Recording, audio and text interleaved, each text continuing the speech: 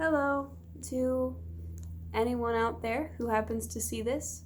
Hey, what's up? Um, Today I have something I need to talk about. Something that is weighing very heavily on me and is weighing very heavily on a lot of people. And I guess I'm just going to get into talking about it. And if there's anybody out there who happens to stumble across this video and is going through the same thing or is feeling the same way, the main point of this video is I want you to know that you're not alone and that you'll never be alone. But I'm just going to get into talking about what I need to talk about and this whole situation and how I'm feeling, basically. So, a few days ago, I found out while I was at work through Facebook that someone I went to high school with, someone who graduated in my class, someone who was on the football team that I managed, someone who was in my choir class, took their life. Someone that I would have considered a friend. And since graduating, I haven't really talked to this person. I have seen him on my friend's Snapchat story, and I have talked to them about him and, said, oh, I miss him, how is he doing, that kind of thing. But him and I have not had contact for probably about a year or two. And so basically the first thing I want to say about this ties into the fact that I haven't talked to him in a while.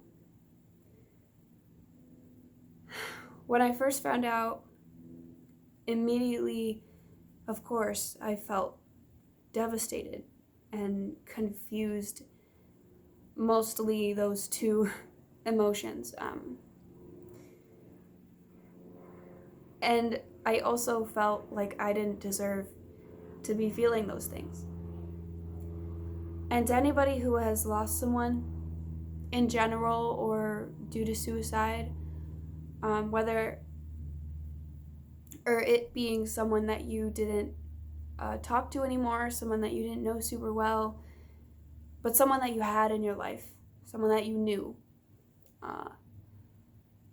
I want you to know that you are entitled to feeling sad. And that might sound weird because I'm sure not that many people have felt this way. At least not anybody that I've ever talked to has felt this way. It seems to just be me. But I felt guilty for feeling sad because I hadn't talked to him in such a long time, and because him and I weren't best friends, and just like I felt guilty for feeling sad about this because I knew that there were going to be so many people who were so much more hurt than I was. Because whether they were close friends or family or had known him since they were a kid, whatever it be, there were without a doubt going to be people who were much more affected by this than I was going to be and am. And so I felt really mad at myself for being sad. When I found out, I was at work and, I scrolled through Facebook for a little while. I looked at his page. I had only seen one person post about it up until the point of finding out that it was like legit, because I had only seen one person post about it, and in my head I was like, this isn't real. This is like some sick joke. This isn't real. But, when I figured out it was real, I spent a little while, messaging people, trying to figure out exactly what happened. Those kinds of things. And once I had finished doing that, I left work early I just clocked out and I left. I didn't say anything to anyone. I left. I went home to see my boyfriend because I knew that this person who took their life was much closer to their family than he ever was to me. And so I knew that he was going to be affected by it in a much different way. Like I said, he was going to be so much more affected by it emotionally than I was. And that was, why I felt bad. Felt like I didn't deserve to be crying. I was crying the whole way home, and I kept trying to stop myself. Like, you don't deserve to feel like this. Like, your boyfriend is going to be so much more sad. His family is much more devastated than you will ever be. And I felt that way for a while, for, probably about a day and a half. And then I just kind of let it go. But anyways, I went home. And at first I wasn't going to tell my boyfriend because he was about to go to work, and I wanted him to be able to do his shift, to be able to, make his money and not have this affect him. And I wasn't quite sure how he was going to react. So I just wasn't going to tell him, or I was considering telling him whether I should or shouldn't, before work. And before I had the chance to really make a decision, he had gone on Facebook himself, and he found out. We talked about it, we cried about it, and, he ended up not going to work. But that's basically how I found out and how I felt when I first found out. Now getting on to why it was confusing. If anybody out there has lost somebody to suicide, and most of the time, I don't want to say every time because it's certainly not every time, but most of the time there are signs. Usually, this person is either in and out of therapy or in therapy trying to deal with it, or maybe they had been hospitalized at one point, or they had attempted before, or whatever it be. There are typically signs that somebody is heading towards doing that. But with this guy, I look back and I think, and like I said, him and I weren't best friends or anything, but I've asked multiple other people, and I've seen multiple other posts of people being like, this does not make sense. He always seemed perfectly fine. And not even just fine, he seemed good, thriving, happy. Whenever this person walked into a room, he brightened it. You knew when he was in there. And one look at his smile, and you fell in love. He was such a bright, light, hopeful, motivating, and happy soul. There is absolutely no rationalization in my mind that makes sense of why he would do this. And like I said, I have talked to multiple other people. I have seen multiple other people posting about how it just does not add up. I don't know his life. I don't know what his life was. I don't know what he was going through. But the people that do, they don't even seem to know what happened. And so it's all very confusing and all very sad. And it's even harder to not know, because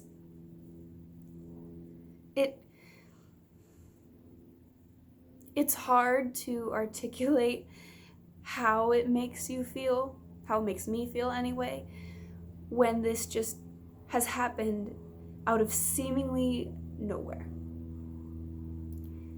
You get sad, you get confused, and then I got angry. Really angry. I got angry at myself for not seeing the signs. I got angry at other people for not seeing the signs. I got angry at myself for not reaching out, even though that is not my responsibility. That is not something that I need to have on my chest. It is not my fault. And I know that, and I want anyone and everyone out there to know who is dealing with the same thing, who knows me, who knows this person, who might be feeling that it is their fault. It is absolutely 100% not your fault. It's not his fault, and it is not our fault. Whatever he was going through, whatever happened to him, it was clearly something that was either abrupt and something he felt like he had no way out of, or it was something that has been lingering on for longer than any of us could ever know. Again, we'll never know the answer to which one it was. But you really have to get someone to a certain point to take their life. To think that they have absolutely no one, and for him to not see that he had so many people who cared about him, who loved the way he lit up a room, who loved his personality, who wanted to talk to him, who wanted to be, his friend, whether in high school or afterward, or people who he liked hanging out with. He had so many people to talk to. But sometimes you feel like you can't. It is not his fault for seeing that he had options, because clearly his headspace, he just couldn't see it. And it is not our fault for not seeing what he was going through. It is situational and tragic, and it's things like this that blame cannot be put on anyone. So I just wanted to say that anybody who is feeling guilt or blame, that just leads to so much more hurt than is necessary. Nobody else needs to hurt any more than they already do from this. But like I said, I was angry. And I was really angry. This is awful to say, but I was so angry at him. I was really, really angry at him for not seeing that he had so many people. And like I already said, it's not his fault. But really, I was just angry. So those are basically the things that I felt, immediate, sad, confusion, and anger. And then it moved to helplessness. Because I have unfortunately gone through this multiple times. This is now the fourth person in my life who has decided that their life wasn't worth living.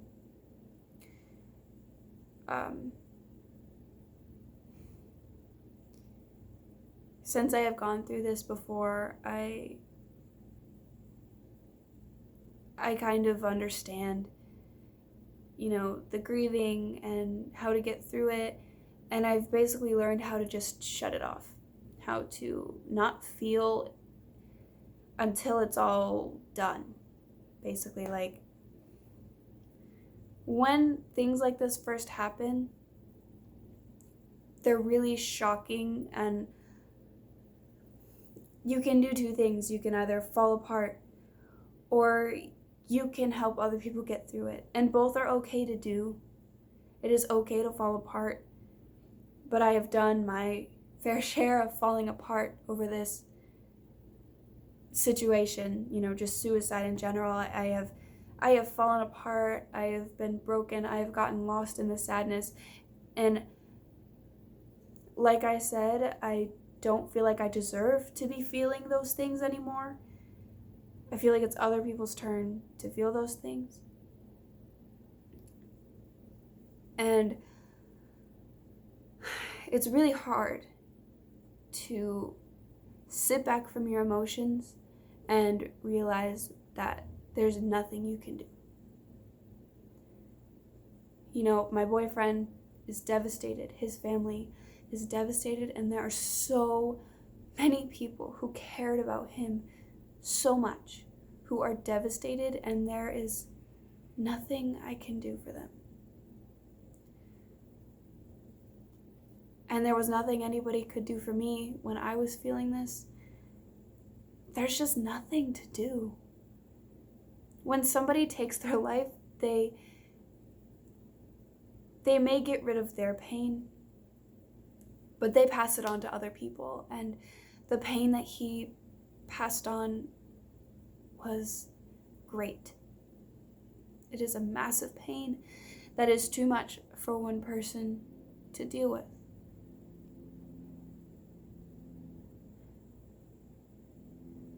He got rid of any other option, any options for us to help him, any options for him to help himself, just any options at all. And while that is sad, and while that is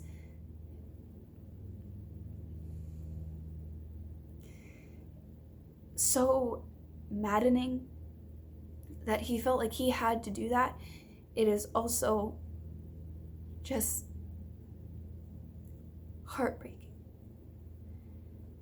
That's the best word to describe something like this. It's heartbreaking that somebody that you never thought would do this just does, and didn't show any signs, at least not that I saw, and seemingly no one else saw. It's heartbreaking. Because a lot of times people say that, no one cares till you're gone. I want each and every single person watching this, if anyone does, to know that that is not true. Someone cares now. Someone cared for him before he made the choice to take his life. And all of these people are not just coming from nowhere now, posting and saying, I cared about him so much. They cared before he did this. And I guarantee if he had messaged any single one of those people, they would have been there for him. And again, I'm not passing blame onto him. I'm not saying that this is his fault. I am saying this for anyone out there who might feel the same way, who might feel like their life is useless, who might feel like they have nowhere else to turn, who might feel like they are at rock bottom. I promise you with 100% certainty that there is someone in your corner, that you are not alone, that you were never alone, and that you will never be alone. There is someone looking out for all of us. There is someone there for each and every single one of us.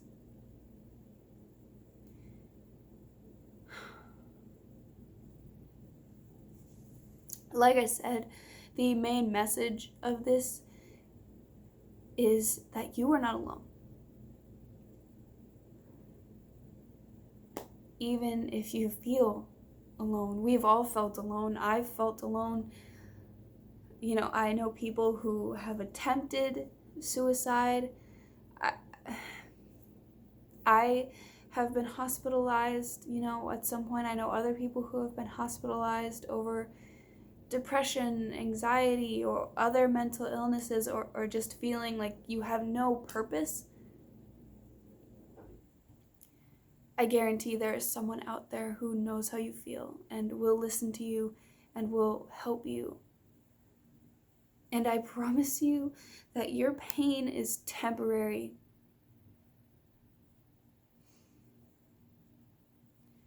And that there is so much more living that you have left to do.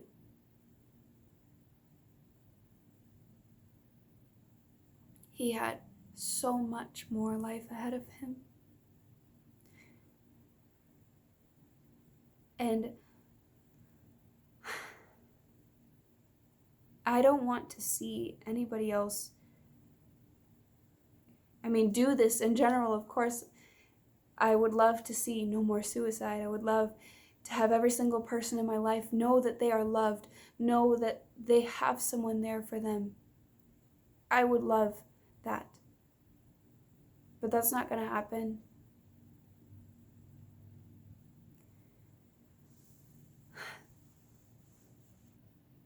And so the best that I can do right now for anyone who is going through the same thing, who has lost someone, or anyone who is feeling like they're lost,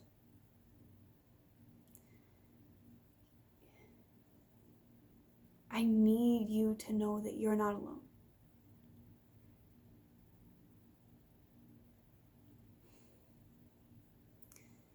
And I could ramble on, for probably hours more,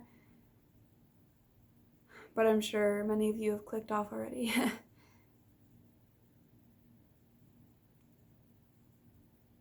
Don't take a minute and decide that that is the end, when you have an entire lifetime full of minutes left. One situation, one person, one breakup, one divorce, one whatever's going on in your family, whatever's going on in your relationship, whatever's going on in your life, it is not worth ending it all. Nothing is worth it. Nothing is worth ending it all. So, I guess that's it. To anybody who knew him, I'm here for any of you. And I hope that our community can only continue to grow stronger so that things like this stop happening. I love you all. And not a single one of you is alone. Bye.